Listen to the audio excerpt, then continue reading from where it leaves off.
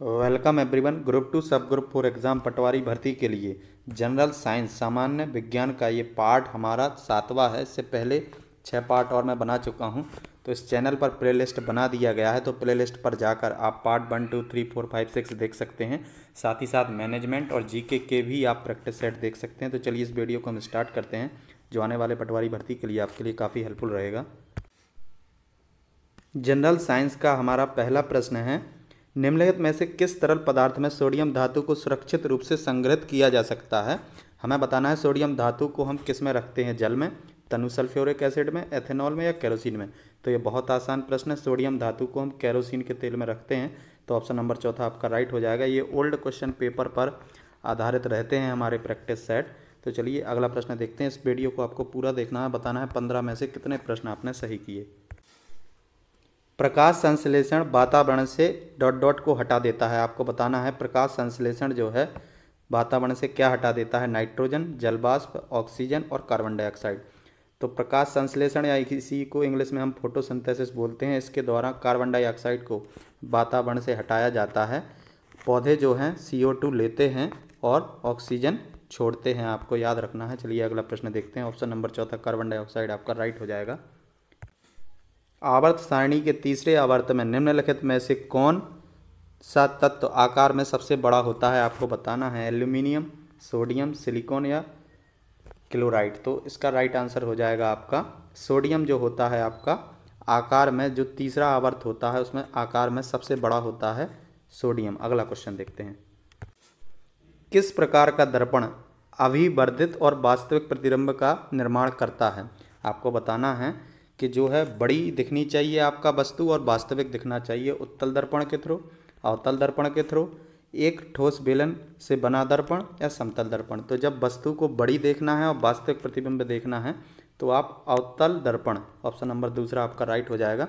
कुल 15 क्वेश्चन है इस प्रैक्टिस सेट में। पूरा का पूरा प्रैक्टिस सेट आपको देखना है और बताना है कितने प्रश्न आपने सही किए।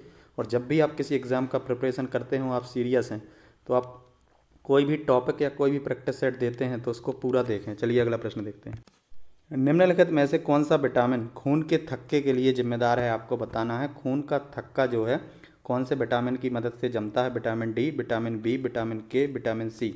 तो आपको याद रखना है, ये बहुत आसान प्रश्न है। विटामिन के जो होता है खून का थक्का जमाने में, जो है जब हमें बॉडी पर घाव हो जाता है तो खून का थक्का जमाने में विटामिन के सहायक होता है। अगला प्रश्न देखते हैं। निम्नलिखित में से कौन सी चाल की इकाई नहीं है। आपको बताना है चाल की इकाई कौन सी नहीं है। तो आपको इसके लिए थोड़ा सा बेसिक याद रखना होगा। चाल बराबर होता है आपका दूरी बटा समय। तो समय का इकाई क्या होता है आपका, जैसे समय का हम टी मान लें, टाइम का टी हो गया और डिस्टेंस का डी हो गया। तो डिस्टेंस या तो मीटर में होती है या किलोमीटर में होती है या मीटर किलोमीटर में होता है। आपको ऐसे याद रखना है, सेंटीमीटर तो किलोमीटर पर घंटा ये आपका चाल का इकाई हो जाएगा। सेंटीमीटर पर सेकंड भी हो जाएगा, मीटर पर सेकंड भी हो जाएगा। लेकिन जो किलोग्राम है यह द्रव्यमान की इकाई होती है, तो यह नहीं होगा, यह गलत हो जाएगा। गलत ही हमसे पूछा हुआ था, निम्नलिखित में से कौन सा चाल का इकाई नहीं है, तो किलोग्राम पर सेकंड नहीं है। अगला प्रश्न देखते हैं। अगला प्रश्न है हमारा, निम्नलिखित में से कौन सा एक प्राकृतिक सूचक है, नेचुरल इंडिकेटर है। तो सबसे पहले तो आपको यह पता होना चाहिए कि प्राकृतिक सूचक क्या होता है। तो प्राकृतिक सूचक वह कहलाते हैं जो अम्ल और क्षारों के साथ अलग अलग रंग देते हैं या भिन्न भिन्न रंग देते हैं। अम्ल और क्षारों के साथ प्रतिक्रिया करने पर उन्हें प्राकृतिक सूचक बोलते हैं। तो पहला ऑप्शन है आपका मिथाइल ऑरेंज, मिथाइल वायलेट, फिनोप्थेलिन या चाइना रोज। तो जो चाइना रोज होता है वह होता है आपका प्राकृतिक सूचक। तो ऑप्शन नंबर चौथा आपका राइट हो जाएगा। अगला प्रश्न, आयरन एक अनिवार्य खनिज है जो हमारे शरीर में के उत्पादन के लिए आवश्यक है। आयरन जो है शरीर में किस तत्व के उत्पादन के लिए आवश्यक है, हीमोग्लोबिन, हड्डी, दांत या थायरॉक्सिन। तो जो आयरन होता है वो हीमोग्लोबिन के उत्पादन के लिए जो होता है सहायक होता है। तो हीमोग्लोबिन आयरन खनिज अनिवार्य है। तो ऑप्शन नंबर पहला ही राइट हो जाएगा। अगला प्रश्न देखते हैं। मिट्टी को भरपूर बनाने या पुनः पूर्ति करने के लिए खेतों में डाली जाती है पानी, कवकनाशी, खाद या कीटनाशक दवाएं। तो आपको याद रखना है मिट्टी को भरपूर बनाने मतलब उसमें जो खनिज तत्वों की कमी हो गई है खेती के लिए, तो उसमें वह लाने के लिए हम खाद का उपयोग करते हैं। तो ऑप्शन नंबर तीसरा आपका राइट हो जाएगा। अगला प्रश्न देखते हैं। एक बंद कमरे में कोयला जलाने से गैस उत्पन्न होगी। यदि आप बंद कमरे में कोयला जलाते हैं तो कौन सा गैस उत्पन्न होगा आपको बताना है।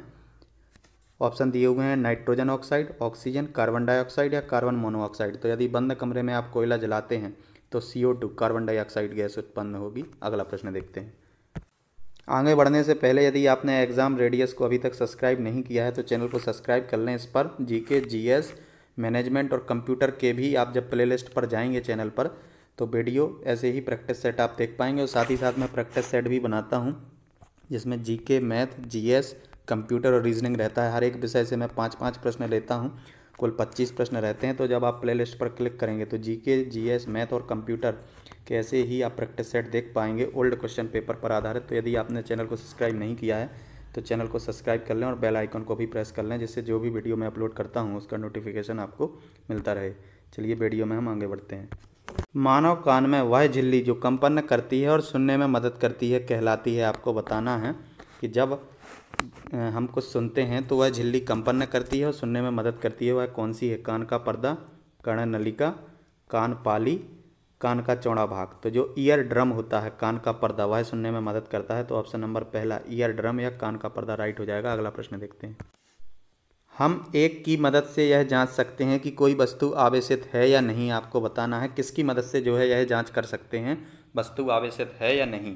टेलीस्कोप, माइक्रोस्कोप, इलेक्ट्रोस्कोप या स्टेथोस्कोप। तो आवेशित है वस्तु या नहीं, इसको हम इलेक्ट्रोस्कोप से मापते हैं या जांचते हैं। तो ऑप्शन नंबर तीसरा आपका राइट हो जाएगा, इलेक्ट्रोस्कोप। अगला प्रश्न देखते हैं। एक विलयन जिसमें कोई अन्य विलय दिए गए तापमान पर नहीं घोला जा सकता निम्न में से क्या कहलाता है। आपको बताना है। A solution in which no more solute can be dissolve at a given temperature is called. तो उसको हम बोलते हैं असंतृप्त विलयन बोलते हैं। तो ऑप्शन नंबर चौथा आपका राइट हो जाएगा, संतृप्त विलयन। अगला प्रश्न देखते हैं।